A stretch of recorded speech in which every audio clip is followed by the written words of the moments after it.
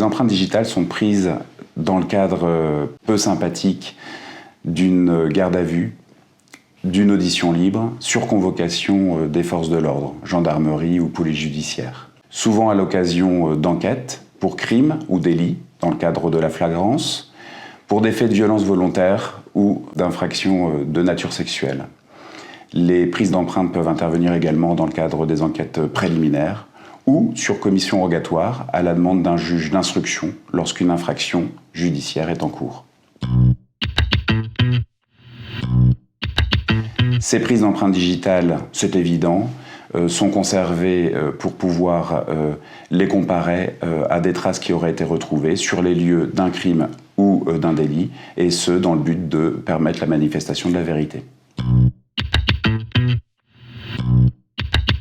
Les empreintes ne sont pas prises par n'importe qui.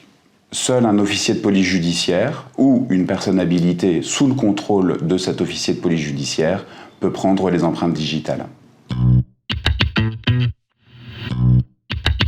Le refus de se soumettre aux opérations de prélèvement constitue un délit, punissable d'1 année de prison et de 15 000 € d'amende. C'est prévu à l'article 55-1 du Code de procédure pénale.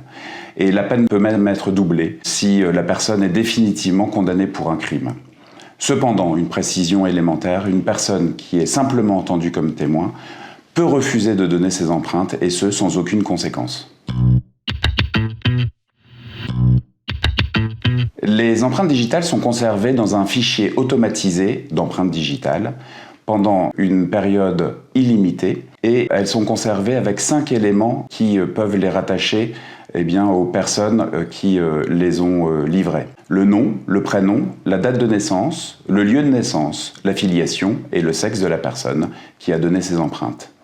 La nature de l'affaire pour lesquelles elles ont été prises et les références de la procédure, les dates et lieux de signalement, des éléments de signalement de photographie, de face et de profil peuvent être également intégrés dans ce fichier. Les empreintes digitales sont conservées dans le fichier automatisé des empreintes digitales. Ce fichier conserve les empreintes des suspects ainsi que 5 éléments qui permettent de les recouper. L'état civil de la personne, le nom, le prénom, la date de naissance, le lieu de naissance, la filiation et le sexe de la personne qui a donné ces empreintes.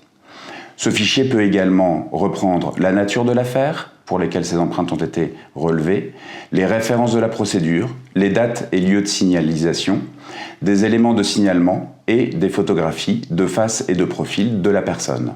Ce fichier conserve également des empreintes non identifiées qui ont été retrouvées sur des scènes de crimes et de délits, et ce dans le but de pouvoir les comparer avec les empreintes qui intégreront ce fichier dans les jours, les semaines et les mois qui suivent.